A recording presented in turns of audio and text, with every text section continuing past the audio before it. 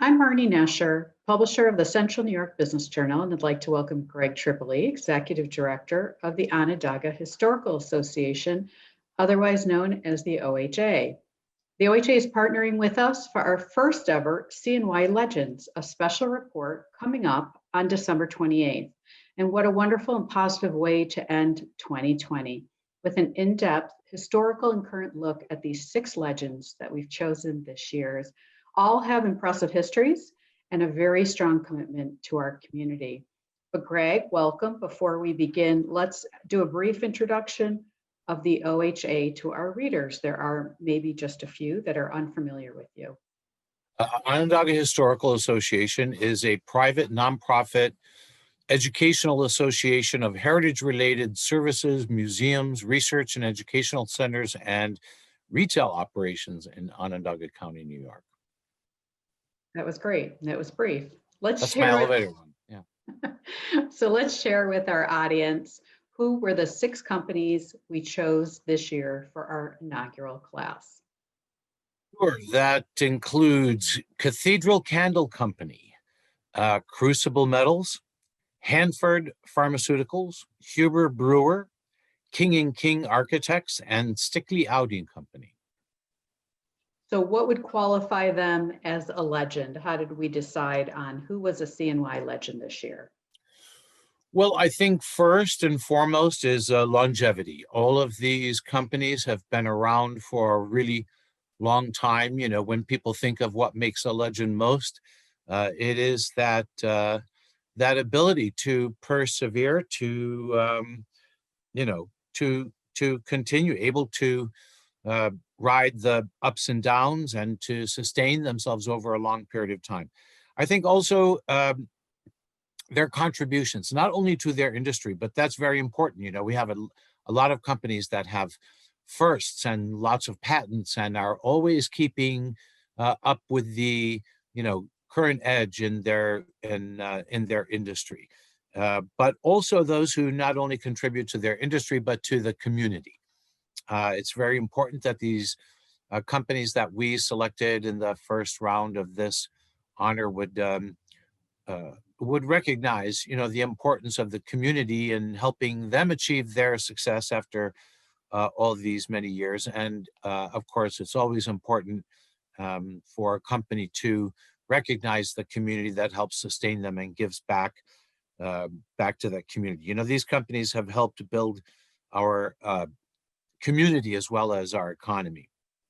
And the ability, I think, to successfully pivot and to ride those waves and to not be afraid of change. You can't be around and be successful over a long period of time and be afraid of change.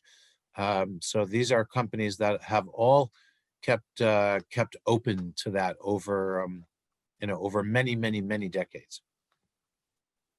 What does honoring these legends do for our local business community? I think that it provides motivation and inspiration for the community. It when the community sees that we honor companies, individuals that have really hung in there and sustained themselves and have really made a mark in their industry and in our community, then it does give motivation and inspiration for them to want to also build a legacy that's worthy of that history of those forebears. All companies want to be known for their longevity and their adaptability and ability to innovate. And so I think also these companies that we select are real examples. They're case studies. So knowing about their history, knowing how they weathered the storms, knowing the different things that they've gone through, how they've continued to be able to innovate, what focus they have on manufacturing, customer service, things like that are all great things for for companies to learn from. This it builds pride in our community. When we hear about these companies that have been around for a long time, and in that vein, it also changes the focus from something that we sometimes hear too often about the companies that are no longer here, or the companies that left, and what it does is re-examines and looks at, the companies that have been here for a really long time and are still here and are still successful and thriving and contributing. So over the decades, these companies have survived wars and economic depression, pandemics, changing technologies. Is there a common trait or traits that these companies have that can explain their staying power?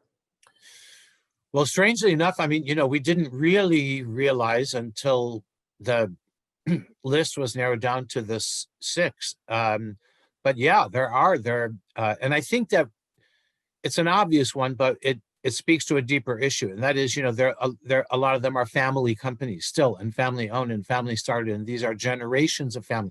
When your name, is on the product, there is sometimes a more of a scrutiny, more of a pride in that product because your name is attached.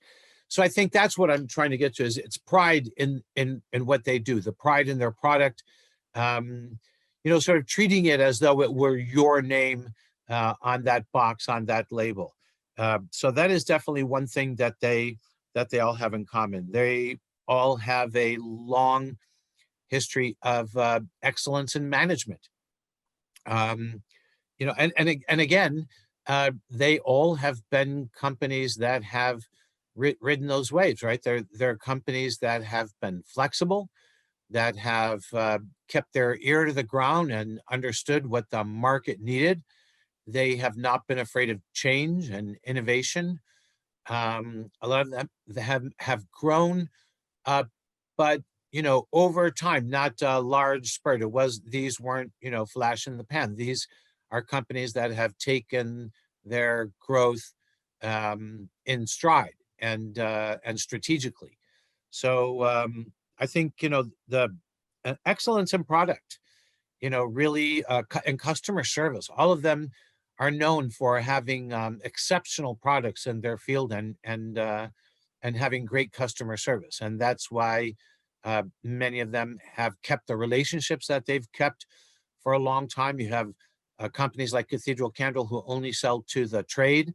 Those relationships have been built up over decades, and they continue. There's the same can be said for many of these other companies. But yeah, I think those are the themes that pretty much go through those all of the honorees. Any lessons you think that these younger companies or companies that are just starting out now would be able to take from the history of these legends? Yes, I think, it is goes back to a lot of old-fashioned work ethic. It's about taking pride in your work. It's about striving always for excellence. It's about, certainly growth and expansion and covering a wider range. These companies also, I say they help build our economy, but they also have a pretty extensive reach, some of them. So it's also bringing Syracuse and Syracuse's manufacturing and business community to a wider audience. So in a way, they're also um, uh, goodwill ambassadors and for our community. I think, to understand that that it's important to give back, like all these companies have in a big way. I mean, you hardly, open a program for an art and cultural institution or human services organization. You're not seeing one or more of these names on the list of contributors. So it is important to give back, to understand, the needs of their employees and make sure that that they have a happy workforce, is a productive workforce. And many of these companies also, I think of Stickley, Audi, and Cathedral Candle, who have made a real effort to engage our minority communities and refugee workforces, and have built long-standing generational relationships with those communities and those families. It goes back to old days of how to recruit and retain a highly skilled workforce. So yeah, taking care of your employees, and those are all lessons I think that that young companies can learn about how to become a legend. Thank you, Greg. Thank you for joining me. Everyone, please save the date of December 28th for our inaugural edition of the CNY Legends, and happy holidays, everybody. Thanks, Marny.